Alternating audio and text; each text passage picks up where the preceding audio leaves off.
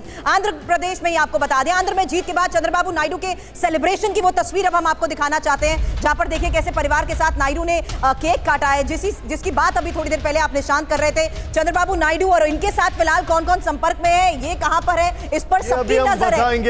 ये देखिए, लेकिन ये तस्वीर इस वक्त की जहां पर प्रधानमंत्री ने भी चंद्रबाबू को बधाई दी है, और इस बीच ये तस्वीर जहां वो केक काटते हुए नजर आ रहे हैं, परिवार के साथ अपनी जीत का सेलिब्रेशन मना रहे हैं, अपने परिवार के, अपनी पत्नी के साथ, अपनी बेटे के साथ। देखिए किस तरीके से अभी फिलहाल ये सेलिब्रेशन की तस्वीरें सामने आ रही है, क्योंकि अब जिस तरीके से चंद्रबाबू नायडू पर सबकी नजर है निशान, फिलहाल ये इस वक्त की तस्वीर है जहां इस विक्ट्री के बाद ये सेलिब्रेशन भी बहुत इंपॉर्टेंट है। एक बड़ा इंटरेस्टिंग टेक है यहां पर, आंध्र प्रदेश में बनने जा रही है टीडीपी की सरकार, इस वक्त की बड़ी खबर। ये ब्रेकिंग और वो वाला शॉट दिखाइए जो आप अभी शॉट दिखा रहे थे विजय, ये देखिए जरा। 133 सीटों के साथ टीडीपी को मिली भारी जीत, 13 सीटों पर सिमटी जगनमोहन की वाईएसआरसीपी।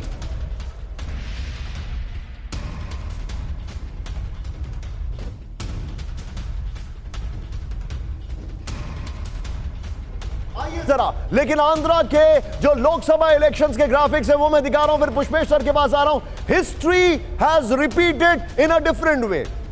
वाईएसआर, अगर आप सबको याद होगा किस तरीके से उन्होंने चंद्रबाबू नायडू को मात दी थी, अगर आप सबको याद होगा उनका वो जनसंपर्क अभियान, और फिर उसके बाद उनके एक समय के बाद उनके बेटे का जो कमबैक हुआ, और अब चंद्रबाबू नायडू, ये स्वीट रिवेंज जिसे अंग्रेजी में कहते हैं, ये यहां पर दिखाई दे रहा है। जरा वो नंबर्स दिखाइए इस वक्त हमारे सामने। क्या हुआ आंध्र प्रदेश में, आंध्र प्रदेश में जीत का श्रेय किसे जाता है ये हम सब जानते हैं। दिखाइए जरा प्लीज, आइए वो ग्राफिक्स दिखाइए मुझे।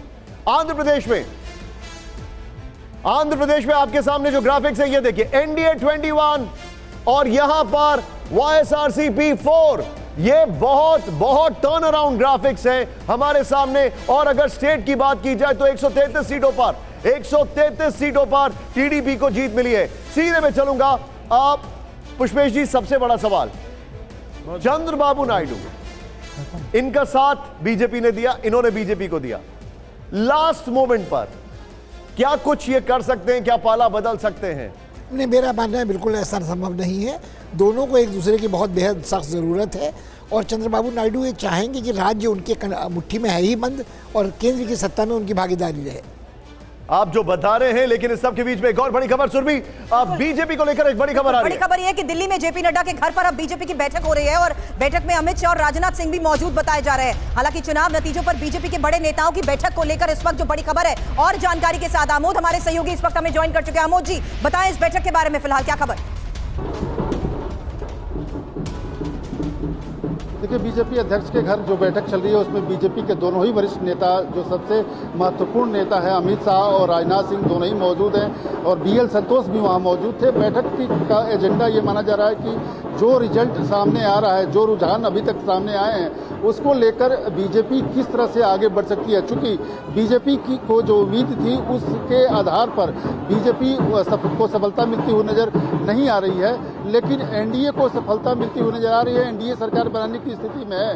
तो वैसे में घटक दलों के साथ किस तरह की बातचीत होनी चाहिए, उसमें कब एनडीए की बैठक हो, ये बताया जा रहा है कि एनडीए की बैठक कल हो सकती है। उससे पहले प्रधानमंत्री मोदी जो अब शाम 7 बजे आएंगे बीजेपी मुख्यालय में, यहाँ जहाँ जश्न की तैयारी हुई है, यहाँ वो आने वाले हैं, कार्यकर्ताओं को संबोधित करने वाले हैं। उससे पहले ये एक तरह का होमवर्क किया जा रहा है। आमोद जी मेरे साथ बने रहिए, क्योंकि एक और बड़ी खबर आ रही है।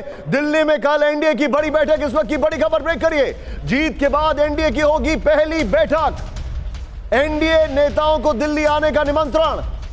सम्राट चौधरी ने नीतीश को दिया निमंत्रण, यह भी जानकारी है। वो मुलाकात किया, उन्होंने कहा आइए दिल्ली आइए, ये इस वक्त की बड़ी खबर है। नीतीश वैसे कल ही मिलके गए थे